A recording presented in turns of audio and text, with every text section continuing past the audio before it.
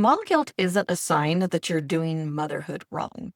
Most of the time, it's a signal that you broke an internal rule about what a good mom should do, like always being patient, always being available, or never needing your own space.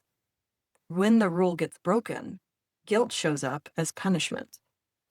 In this episode, we're going to talk about why mom guilt hits so hard, how it fuels the inner critic, and how to quiet that voice without shaming yourself, lowering your standards, or trying to be perfect. If you've ever felt guilty for choosing yourself, resting, or just being human, you're in the right place. Welcome to Imperfect Momming.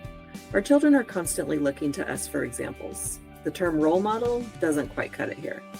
We are shaping their worldview with every move we make. You see, it's not in the lectures we give or moments where we're actively attempting to teach them. It's in the micro movements we make, the unconscious ways in which we navigate life.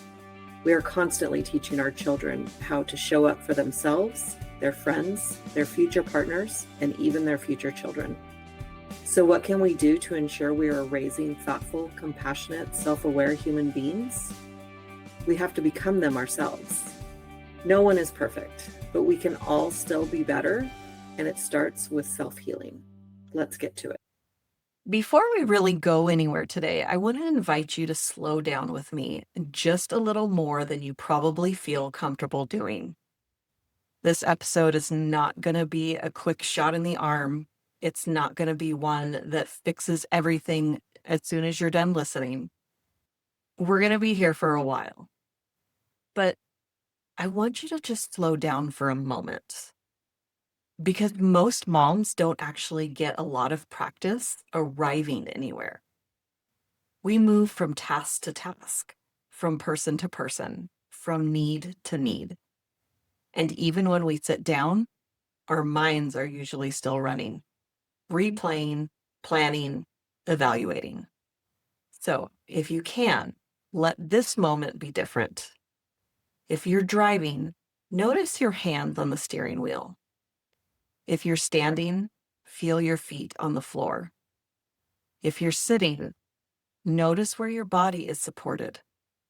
Nothing needs to change. We're just orienting. And I want to start by being really clear about what this conversation is not, because that alone can help your system relax.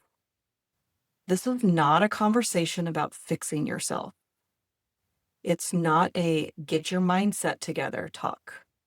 It's not a be more grateful reminder. It's not about eliminating guilt forever or becoming some perfectly regulated version of yourself. If that were possible, motherhood wouldn't feel the way it does for so many of us. This conversation is about understanding something that has probably been running quietly or loudly in the background of your life for a long time. Guilt, specifically mom guilt. And I want to say this gently but clearly. Most moms don't struggle because they're doing something wrong. They struggle because they're constantly interpreting their experience through guilt. Guilt after rest, guilt after frustration, guilt after choosing work, guilt after choosing themselves, guilt after choosing their kids. Sometimes guilt even shows up after joy. And because guilt feels so uncomfortable, we usually rush to explain it, fix it, or make it go away. But rarely do we slow down enough to understand it. And when we don't understand something, especially something emotional, we tend to turn it into a problem with us. We say, why am I like this? Why can't I just be content? Why does this feel so hard? And that question alone can spiral us into the inner critic. That voice that says, you should be better by now. Other moms handle this. Something must be wrong with you. That voice feels familiar because it often sounds like our own. But here's what I want you to hear right at the beginning. That voice didn't come from nowhere, and guilt didn't either. So today, instead of trying to shut down guilt or overpower it, we're going to do something very different. We're going to listen, not in a way that lets the guilt run our life, not in a way that hands it authority, but in a way that helps you understand what it's responding to so it stops turning into self-punishment. Because guilt, especially mom guilt, is one of the most misunderstood emotional experiences we have. Most of us were taught that guilt is a moral compass, that it keeps us in line, that it makes us better people, that it means we care. And while there is a version of guilt that can guide values, that's not the kind most moms are dealing with. Most moms are dealing with chronic guilt, the kind that doesn't resolve after reflection, the kind that lingers even when nothing is actually wrong, the kind that shows up automatically without conscious thought. That kind of guilt isn't guiding you, it's conditioning you. And when guilt goes unexamined, the inner critic steps in to interpret it. It turns the feeling into a story about who you are, what you're doing wrong, what kind of mom you are. And because that story feels urgent and emotional, we usually believe it. So today, we're not fighting guilt. We're not arguing with it. We're not trying to reframe it away immediately. We're listening to it without letting it take over the narrative. And that distinction is important because listening doesn't mean agreeing. Listening just means we stop reacting automatically. I also want to say this, especially if you're already feeling tender or raw. You don't need to take notes. You don't need to remember everything. You don't need to apply this perfectly. If your mind wanders, that's okay. If something lands emotionally before it makes sense intellectually, that's okay. If all you take away is one small shift in how you relate to guilt, that's enough. This isn't something to master. It's something to notice. So I want you to think about the last time guilt showed up for you. Not in the dramatic moments, not the ones you've already processed, the subtle ones. The moment you closed the bathroom door and felt relief, and then guilt for feeling relief. The moment you said no and immediately second-guessed yourself. The moment you felt rest and felt like you needed to justify it. The moment you snapped and replayed it over and over in your head. Notice where guilt lives in your body. For some moms, it's a tight chest. For others, it's a heaviness in the stomach. Sometimes it's a restless energy, like you need to do something to make it go away. That physical response matters because guilt isn't just a thought. It's not just a mindset issue. It's a full body experience. And until we understand what guilt actually is responding to, the inner critic will keep stepping in to explain it, usually in ways that hurt more than help. So for now, we're just orienting, not fixing, not solving, just creating space to see what's really happening underneath. And from here, we're going to start unpacking why guilt shows up when it does, what it's actually reacting to, and how to stop assuming it means you're failing as a mom. That's where everything begins to shift. Now that we've slowed down, let's stay here a little while longer and really unpack why mom guilt feels so loud. Because for most moms, guilt doesn't come and go like other emotions. It doesn't show up, get felt, and then pass. It sticks around. It echoes. It lingers in the background of your day. And that alone should tell us something. Emotions that are meant to guide us usually resolve once we've taken action or gained clarity. Chronic emotions usually point to something deeper. So when guilt feels loud, persistent, or heavy, it's not because you're especially bad at motherhood. It's because guilt isn't reacting to one moment. It's reacting to a pattern. That pattern almost always involves rules. We don't like thinking in terms of rules because it can feel rigid or childish. But rules are how the nervous system organizes safety. Rules tell us, how do I stay accepted? How do I avoid rejection? How do I keep love?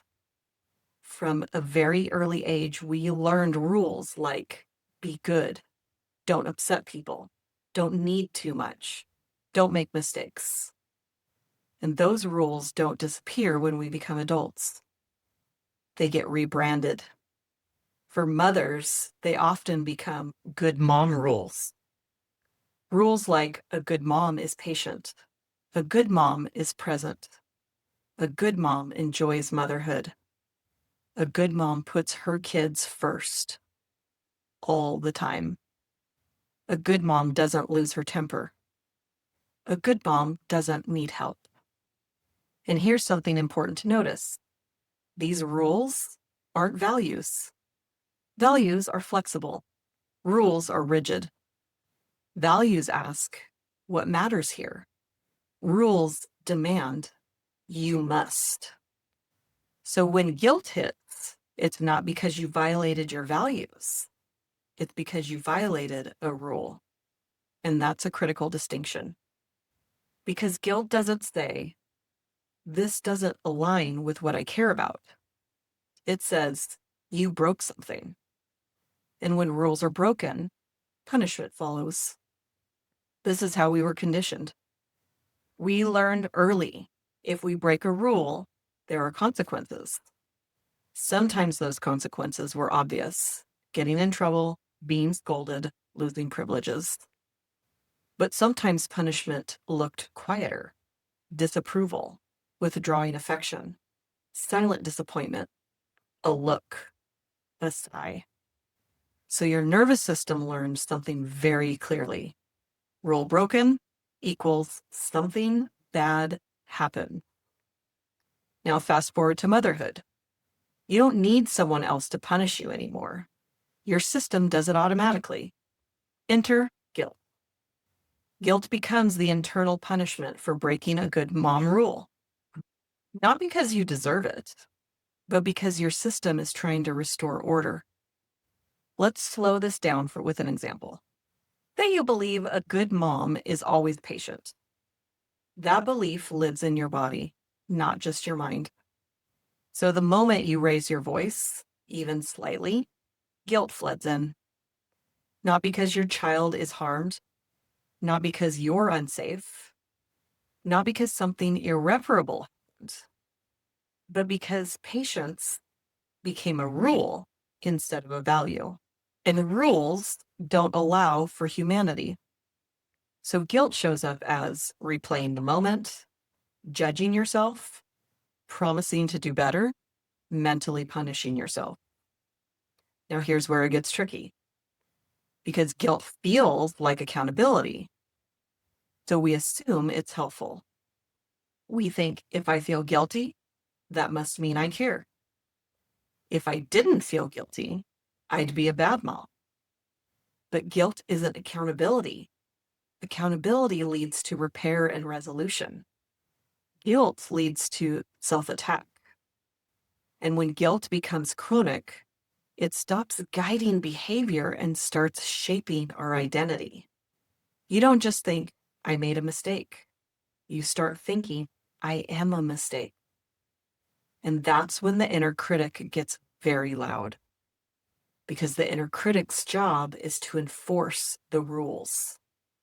It takes the feeling of guilt and explains it. It says, here's what this means about you. You should know better. Other moms handle it. You're not cut out for this. But here's something that changes the whole conversation. The inner critic is not responding to reality. It's responding to broken internal agreements. Agreements like, if I'm a good mom, I won't get overwhelmed. If I'm a good mom, I won't need space. If I'm a good mom, this will feel natural. So when reality doesn't match the agreement, guilt shows up as the punishment. And most of us never question the agreement. We assume, if this feels bad, I must be wrong. But what if the rule is wrong? What if the belief doesn't fit your nervous system, your life, or your season? Because here's the truth. You can be a deeply loving, attuned, devoted mom and still break a lot of good mom rules. And when that happens, guilt shows up, not as proof of failure, but as a notification. A notification says something you believe just collided with your real life. That's it. And when you understand that, guilt loses some of its power. It stops being a sentence. It becomes information, and information can be worked with. From here, we're going to talk about how the inner critic uses guilt to take over, why fighting it doesn't work, and how to start loosening the grip of these rules without swinging into apathy or checking out. Because everything builds on this foundation. Guilt isn't proof you're doing motherhood wrong. It's proof you're living inside rules that may no longer serve you. Now that we've named guilt as a notification, not a sentence, we need to talk about what happens immediately after that notification goes off. Because guilt on its own doesn't actually say very much. Guilt is a sensation, a tightening, a heaviness, a sinking feeling. It doesn't come with words. The words come from somewhere else. They come from the inner critic. The inner critic is the part of you that steps in and says, here's what the feeling means. Here's what you did wrong. Here's what kind of mom you are. And for most moms, that voice feels incredibly familiar. It doesn't feel foreign. It doesn't feel like an intruder. It feels like you. It sounds like your thought. It sounds logical. It sounds responsible. Sometimes it even sounds motivating. But the inner critic didn't suddenly appear when you became a mom. It was already there. Motherhood just gave it a much bigger stage. The inner critic forms early, not because something is wrong with you, but because your nervous system learned that staying in line mattered. At some point in your life, you learned that mistakes had consequences. Being too much wasn't safe. That disappointing people came with a cost. That approval could be taken away. So a part of you learned to watch closely, to scan for mishaps, to catch mistakes quickly, to correct before anyone else had to. That part became your internal monitor, your enforcer. And here's something really important to understand. The inner critic genuinely believes it's protecting you. It doesn't think it's being cruel. It doesn't think it's sabotaging you. It thinks, if I stay on top of this, we won't mess up. If I point this out now, we can fix it. If I'm hard on us, maybe no one else will be. So when guilt shows up, when a good mom rule is broken, the inner critic steps in to make sure the correction happens. It says, don't forget this. Don't let yourself off the hook.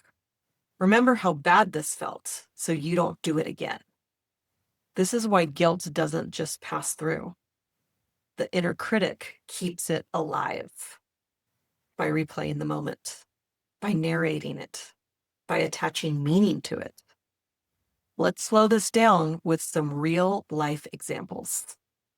Let's say you snap at your child. The moment passes, your child recovers, the house settles, then guilt hits. That feeling alone might last a minute, but the inner critic steps in and says, a good mom wouldn't do that. You're damaging them. You should know better by now. And suddenly the moment is no longer over. It's happening again and again in your mind. Or maybe you take time for yourself. You rest. You feel relief. And then guilt shows up. The inner critic says, you should be doing something productive. Other moms don't need this much rest. You're being selfish. Notice something important here. The inner critic isn't checking, is everything okay? It's checking, was the rule followed? Because the critic's job is enforcement. It's not interested in context. It's not interested in nuance. It's interested in compliance. And this is why the inner critic gets especially loud in motherhood. Because motherhood is full of impossible rules. Rules that contradict each other. Be patient, but efficient. Be present, but productive. Be selfless, but not resentful. Take care of yourself, but not too much. You can't follow them all. So guilt becomes constant. And when guilt becomes constant, the critic stays active. Now, most moms try to deal with the inner critic in one of two ways. They either believe it or they fight it.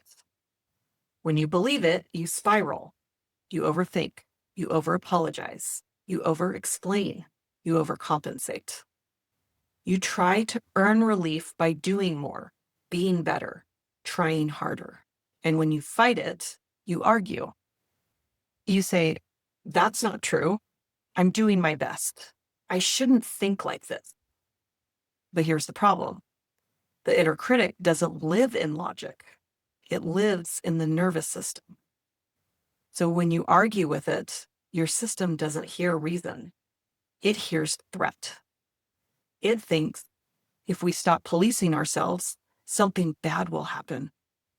So the critic raises its voice. This is why positive affirmations often don't work here. You can say, I'm a good mom, but your body says, that feels unsafe to believe. Because the rules haven't changed. So the critic stays. What actually quiets the inner critic isn't positive thinking. It's removing its job. Its job is enforcing rules. As long as you believe the rules are absolute, the critic is necessary. But the moment you start questioning the rules, something shifts. Instead of asking, what's wrong with me? Ask, what rule did I just break? That question alone slows everything down. Because now the critic isn't the authority. Curiosity is. You might realize, oh, I broke the rule that a good mom is always calm. Or, oh, I broke the rule that a good mom enjoys this all the time. Or, oh, I broke the rule that a good mom doesn't need space. And then comes the real shift. You ask, is this rule actually true for me? Is it realistic for this season? Is it aligned with my nervous system? This isn't letting yourself off the hook. This is updating outdated programming. When rules become values instead of demands, the inner critic relaxes. Because values allow flexibility. Rules demand punishment. The inner critic doesn't disappear overnight, but it becomes quieter, less urgent, less cruel, less convincing. Because it's no longer the one in charge. And that's where calm starts to return. Not because you're doing motherhood perfectly, but because you've stopped punishing yourself for being human. Next, we'll talk about why trying to just be kinder to yourself often backfires and what actually helps your nervous system feel safe enough to let the critic stand down. Before we move into what this looks like in real time, I want to quickly share something. A lot of what we're talking about today, guilt as a signal, the inner critic, and the invisible good mom rules we live by, is exactly why I wrote my book, Good Mom Rules: Ditch Mom Guilt and Find Your Happy. I wrote it for moms who care deeply, but are tired of feeling like they're constantly falling short. If this conversation is resonating and you want something you can return to in your own time, I'll link the book in the show notes. Now, let's talk about what to do when guilt hits in the moment. At this point, a lot of moms hear everything we've talked about and think, okay, so I just need to be nicer to myself.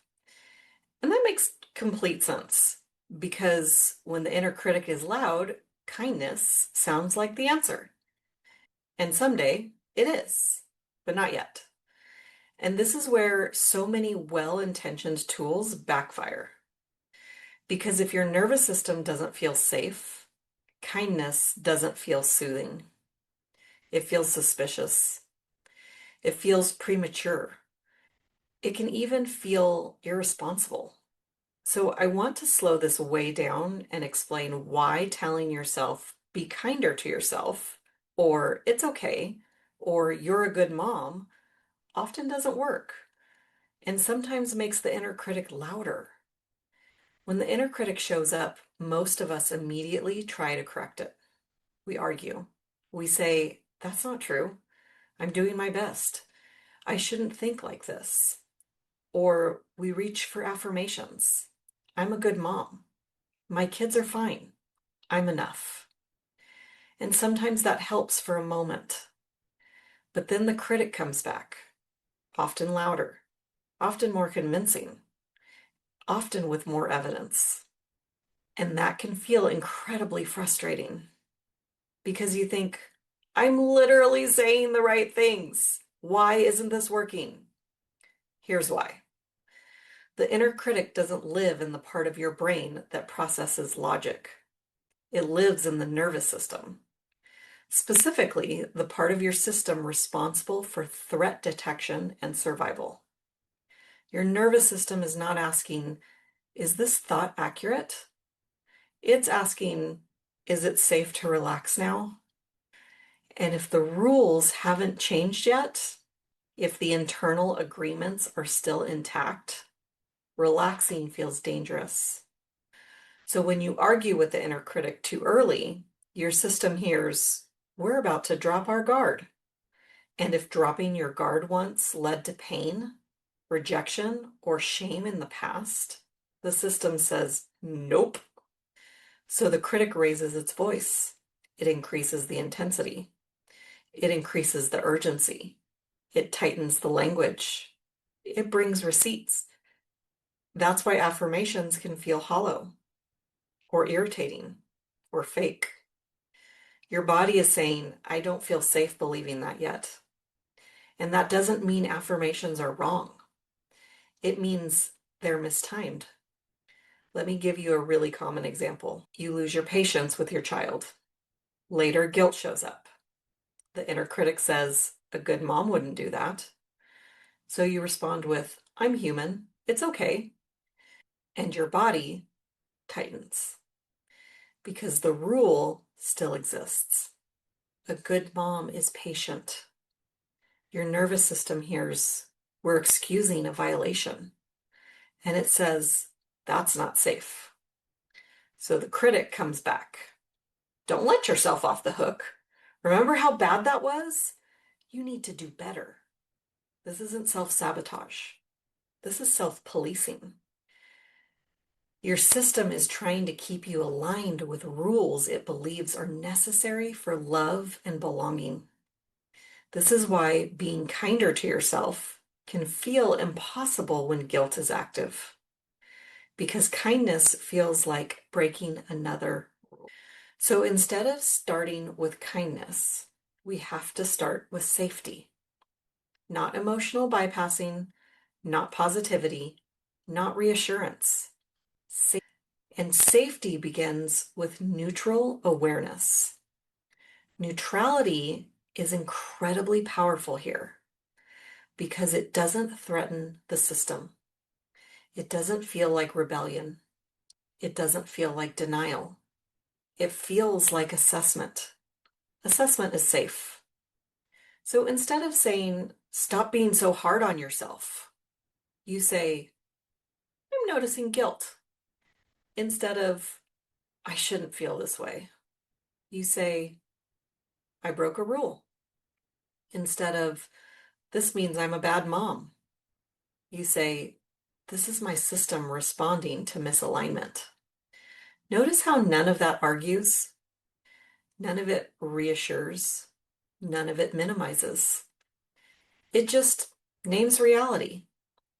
And naming reality slows the nervous system down because now the critic isn't the only one paying attention. Let's look at another common scenario. You rest. You finally sit down. You feel relief. Then guilt hits. The critic says, you're being lazy. You should be doing something productive. If you argue, no, I deserve rest. But the rule is still a good mom is always productive. The critic stays active. Instead, you pause and say, oh, I broke the productivity rule. That alone creates space because now you're not fighting yourself. You're observing the system.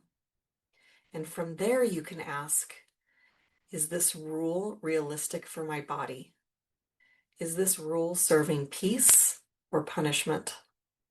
Is this rule actually aligned with my values? This is not letting yourself off the hook. This is updating outdated programming. And here's something really important. The inner critic quiets, not when you convince it you're good, but when it realizes the rules are changing. Because if the rules are flexible, the enforcer isn't needed in the same way. This is also why self-compassion exercises sometimes feel overwhelming. If your system is still enforcing punishment, compassion feels unsafe. It feels like abandoning control. And if control once protected you, letting go of it feels terrifying. So we move in stages. First, awareness, then neutrality, then evaluation, then compassion. Skipping straight to compassion is like sweeping the foundation. Now let's talk about timing. The inner critic is loudest when you're exhausted, hungry, overstimulated, emotionally depleted. For our kids, we can ask, is this behavior being created because they're hungry, lonely, angry, tired? The same is true for us. And it's not because you're weak. It's because your nervous system has less capacity for nuance. So it simplifies. Rule broken, punishment required. That is why arguing with yourself late at night rarely works. This is why guilt feels heavier when you're tired. This is why everything feels more dramatic when you're overwhelmed. So instead of saying, I shouldn't feel like this, you say, my system thinks something is wrong. That one sentence is regulating because it removes moral judgment. And once safety is restored, even a little, kindness can land. Then compassion makes sense. Then reassurance works. Then calming practices actually calm. So what actually helps? We slow down. We name the rule. We question the rule. We restore safety. And only then do we invite in kindness. Not forced kindness, not performative kindness, but real compassion. The kind that doesn't argue with your experience. And when that happens, the inner critic doesn't need to shout because it's no longer the only thing keeping you safe. And that's when calm starts to feel natural. Not because you fixed yourself, but because you stopped fighting your own nervous system. Next, we'll move into how to reclaim calm in real time when guilt hits, using simple practices that work with your system, not against it. So now that we understand what guilt is and why the inner critic gets so loud around it, we need to talk about the moment guilt actually shows up, because this work doesn't happen in perfect conditions. It doesn't happen when you're calm, rested, and reflective. It happens when you're making dinner, when you're driving, when you're trying to fall asleep, when you're already overwhelmed. And in those moments, your nervous system doesn't want a lesson. It wants relief. So reclaiming calm is not about doing something right. It's about interrupting what usually happens next. Because when guilt hits, most moms immediately go into one of two modes: fixing or punishing. Fixing looks like, what should I do differently? How do I make up for this? I'll do better tomorrow. Punishment looks like, I'm terrible. I ruined that. I don't deserve to rest now. Both keep you activated. So the goal in real time is neither fixing nor punishing. The goal is staying present without escalating. And that starts with slowing the moment down more than feels natural. First, slow the moment, not your thoughts. When guilt hits, your instinct may be to calm your thoughts, but thoughts are already moving too fast. So instead of trying to think your way out, we slow the moment. You might do this by pausing what you're doing for 2 seconds, putting a hand on your body, sitting down instead of standing, softening your shoulders. Nothing dramatic, just enough to signal we're not in danger. This matters because calm does not come from explanation. It comes from orientation. Your system needs to know where you are, that you're supported, and that nothing urgent is required. Think about caveman days. We're in fight or flight when this happens. We first have to let ourselves know that we are safe before we move on. Second, name the experience, not the meaning. Now, very gently, name what's happening. Not the story, not the judgment, not the conclusion, just the experience. Guilt is here. I'm noticing guilt. This feels like guilt. You're not saying this to make it go away. You're saying it so the feeling doesn't get swallowed by story. Because the moment guilt turns into meaning, the inner critic takes over. Naming keeps you anchored. It tells your nervous system, I'm here with this. That alone can take the edge off. I honestly can tell you, I remember the first time I did this. I was in a doctor's office, I got activated, and I walked out. And I thought, this is really weird behavior for me. I wouldn't normally leave a doctor's office without being dismissed. But I walked out. I was over it. I wasn't having any more of what they were asking me to wait for. And then I recognized this isn't normal behavior for me. I think I'm feeling guilty. Third, bring it into the body again and again. This step often needs to be repeated because your mind will keep pulling you back into analysis. So each time it does, you gently return to the body. Ask, where is this living right now? You might notice pressure in your chest, tightness in your throat, heaviness in your stomach. That's where I felt it. Stay with the sensation, not the story. And here's something important. You don't need to relax the sensation. Trying to relax can actually increase pressure. Instead, let the sensation exist while you stay present. This teaches your nervous system, I can feel this and still be okay. and that's regulating. Fourth, identify the rule slowly. Only once the intensity has softened a little do we move here. You ask, what rule did I just break? Not angrily, not defensively, with curiosity. And often the rule will be obvious. A good mom is always patient. A good mom doesn't need space. A good mom puts everyone first. A good mom doesn't enjoy time away. You might even feel a physical response when you name it. That's your system recognizing the pattern. This step matters because guilt feels personal until you name the rule. Once the rule is visible, guilt stops being about you. It becomes about conditioning. Fifth, reassure safety, not morality. Now we offer reassurance, but not justification. Not, I had a good reason, not anyone would feel this way. Those still argue with the rule. Instead, we reassure safety. You might say, my child is okay. I'm okay. This moment is not dangerous. I don't need to solve this right now. These statements calm the nervous system because they address what it actually cares about: safety, connection, survival. You're not asking permission to rest. You're telling your system it can stand down.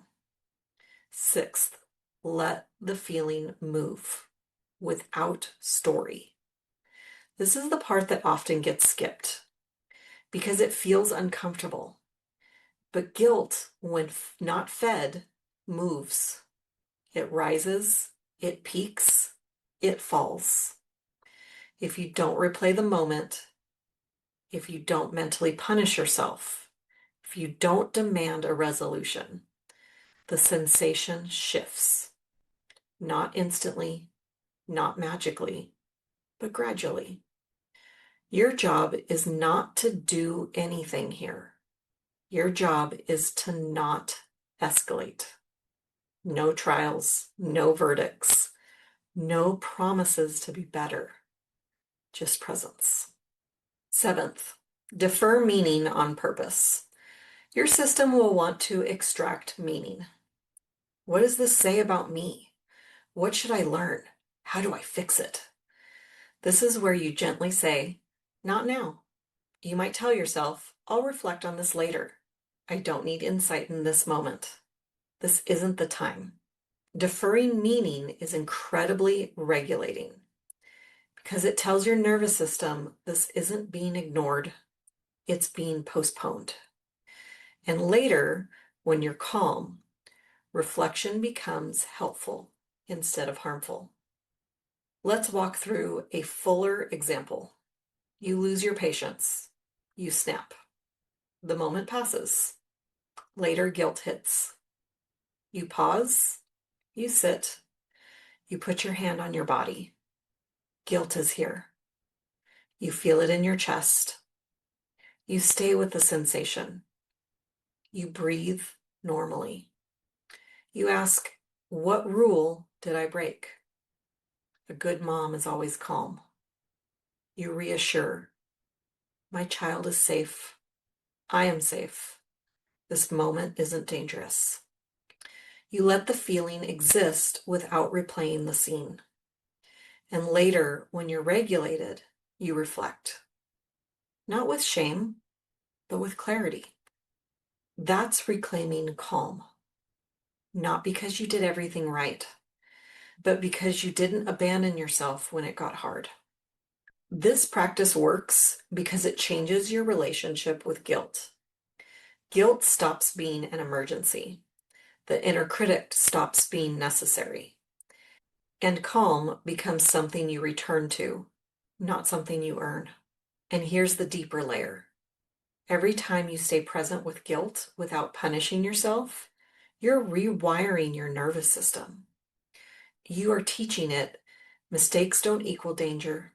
Misalignment doesn't require suffering. I can stay connected to myself. That's not just personal healing. That's generational. because your children won't learn self-trust from your perfection. They'll learn it from how you stay with yourself when things go sideways. Up to this point, we've talked about guilt as a notification. We've talked about the inner critic as the enforcer. And we've talked about how to reclaim the calm in the moment when guilt hits. But now we need to talk about what keeps guilt coming back. Because if we only work with guilt after it shows up, we're always going to be responding. This part is about changing what creates guilt in the first place. And that brings us back to the rules. This is the part where a lot of moms get nervous because when they hear rewrite the rules, they worry it means caring less, lowering the bar, becoming permissive, letting themselves off the hook. So I want to say this very clearly before we go any further. This is not about losing your values. It's about removing punishment from how you relate to them. Because values and rules are not the same thing, even though most of us were taught to treat them like they are. Rules are rigid. Rules are absolute. Rules demand compliance. Values are flexible. Values adapt to season and capacity. Values guide without shaming. Most moms aren't suffering because they lack values. They're suffering because their values were turned into rules. And rules always require enforcement. That's where guilt lives. So let's slow this down and really feel the difference. A rule sounds like a good mom is always patient. A good mom puts her kids first. A good mom enjoys motherhood. A good mom doesn't need help. A value sounds like I value patience. I value my children's well-being.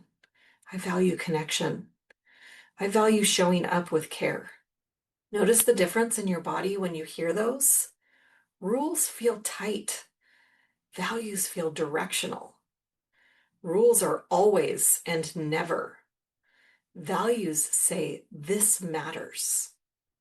And here's why this matters so much for guilt. When you break a rule, punishment is required. When you fall short of a value, reflection is invited. Punishment creates guilt. Reflection creates growth. So guilt isn't actually pointing to a lack of care. It's pointing to rigidity. Let's take one of the most common rules. A good mom is always patient. As a rule, this leaves no room for exhaustion, overstimulation, grief, learning, repair. So the moment you raise your voice, guilt floods in. Not because something terrible happened, but because the rule was violated. Now let's turn that rule back into a value. I value present. I value patience. And I also value repair. That one shift changes everything.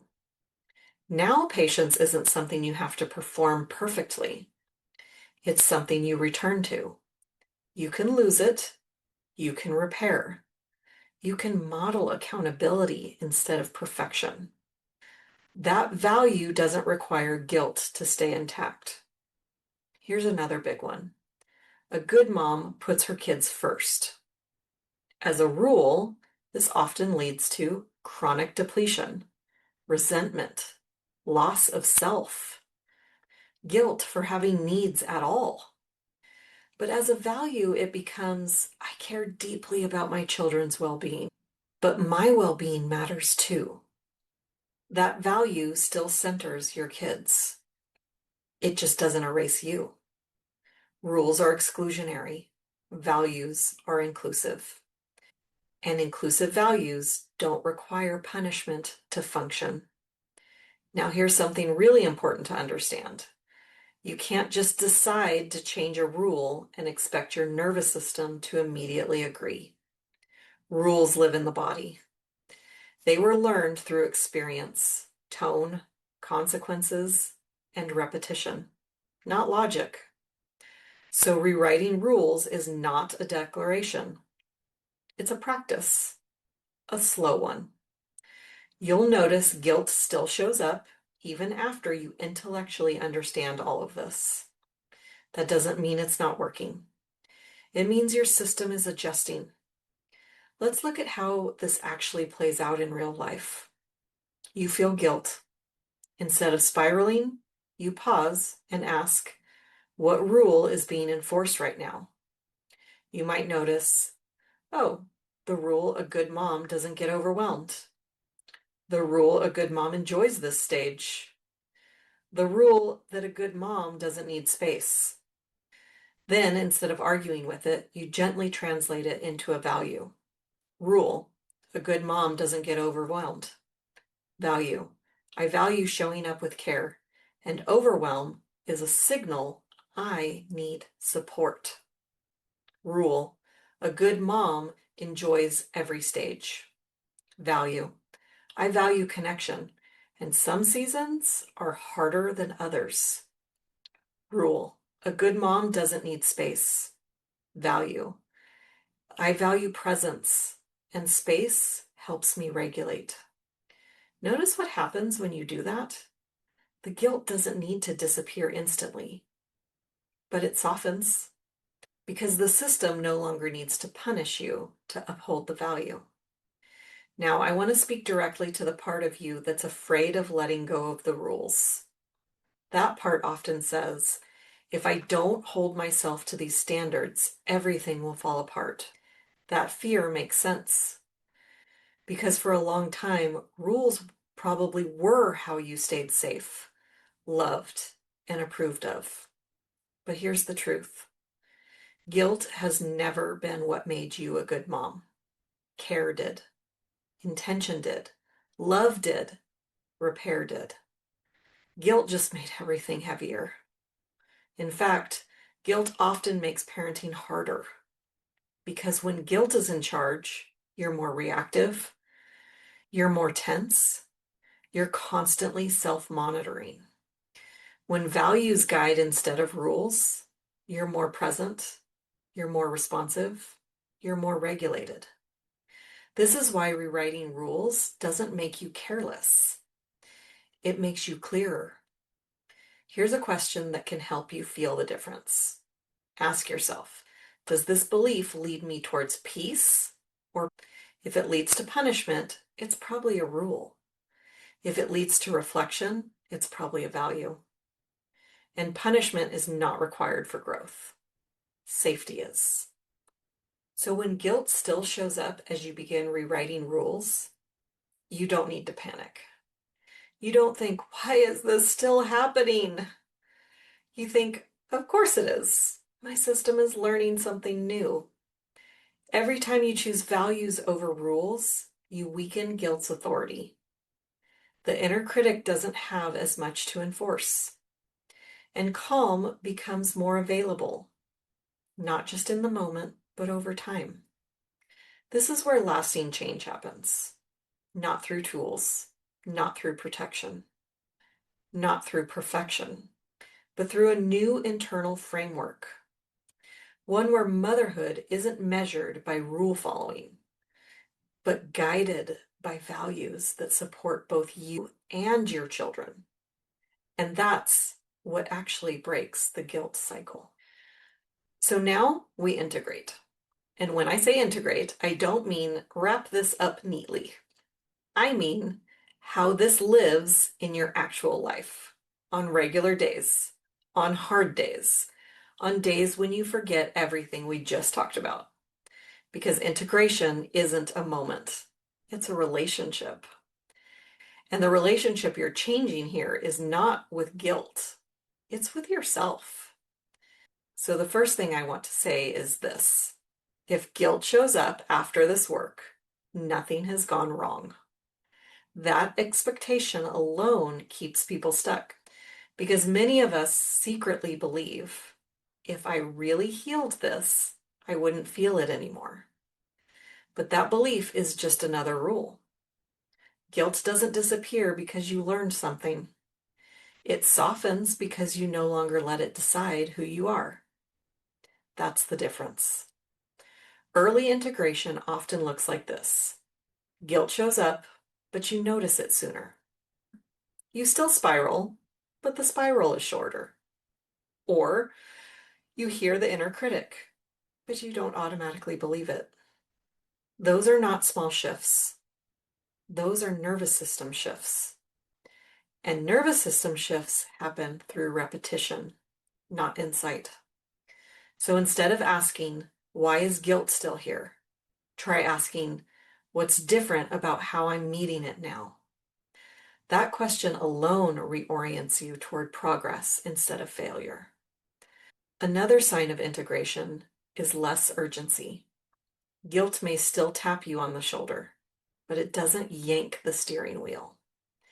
You don't immediately rush to fix, justify, explain, promise. You let yourself pause. And pausing used to feel dangerous. Pausing used to feel like letting things slide. Now pausing feels like trust. That's huge.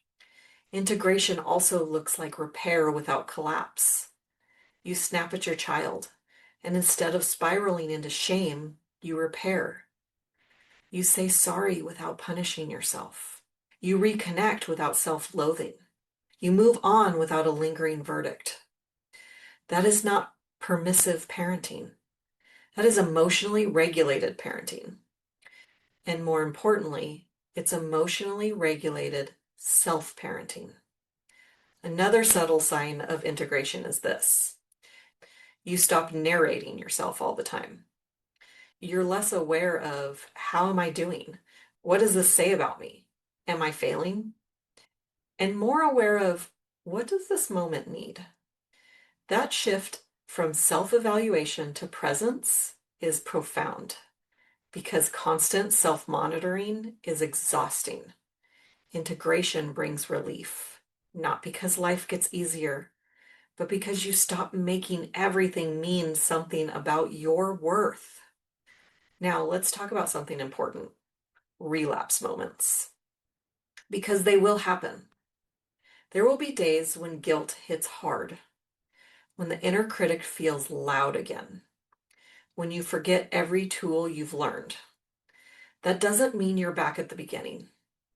It means you're human in a stressed system.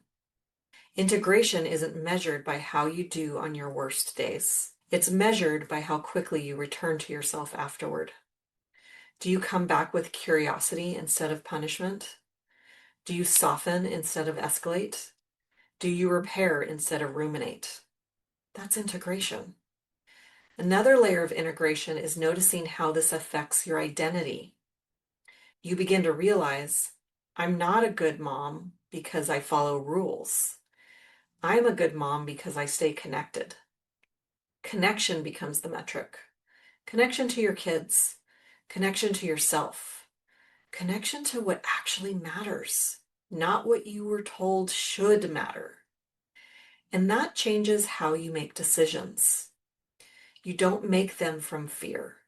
You make them from values. You don't ask, what will people think? You ask, what supports peace in our home? That's a very different orientation. Now, I want to name something that often surprises moms at this stage. As guilt loosens, grief can surface.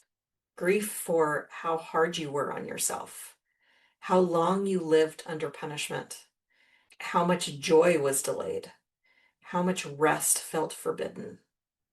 Sometimes I wish my son had this version of myself when he was younger. I wish I had this version of myself when I was younger too. Grief doesn't mean you did something wrong. It means you can see clearly now. And grief is not something to fix. It's something to allow. Integration means letting that grief move through without turning it into blame. You didn't know what you didn't know. You were surviving. Another sign of integration is rest without explanation. You stop needing a reason. You stop building a case. You stop earning permission. You rest because your body asks for it. And guilt may still whisper, but it doesn't decide. You may hear you should be doing more, but you don't immediately obey. You pause, you breathe, you choose. That pause is the practice, not the outcome, not the calm, the pause. And here's where something becomes generational. Because your children don't learn emotional regulation from your words, they learn it from your responses. When they see you make a mistake and stay connected to yourself, they learn that mistakes aren't dangerous. When they see you rest without shame, they learn that worth isn't earned through exhaustion. When they see you repair instead of punish, they learn that relationships can bend without breaking. You don't have to explain this to them. They absorb it. This is how cycles shift, not through perfect parenting, but through regulated presence. And finally, integration looks like trust. Not trust that you'll always get it right. Trust that you can handle it when you don't. Trust that misalignment doesn't require suffering. Trust that growth doesn't require punishment. Trust that guilt doesn't get the final word. So if you're listening and thinking, am I doing this right? That question is usually a sign that an old rule is still active. Try replacing it with, am I staying connected to myself when things get hard? If the answer is sometimes, you're integrating. If the answer is more often than before, you're integrating deeply. This is not linear work. You will circle back. You will forget. You will remember again. And that remembering, that gentle return, is the practice, not perfection, not mastery, presence. So as we close, let this guilt is not the enemy. Unquestioned rules are. And calm is not something you earn by doing motherhood right. It's something that becomes available when you stop punishing yourself for being human. You are allowed to care without suffering. You're allowed to grow without guilt. You are allowed to be a good mom without being a perfect one. And the more you live from values instead of rules, the quieter guilt becomes.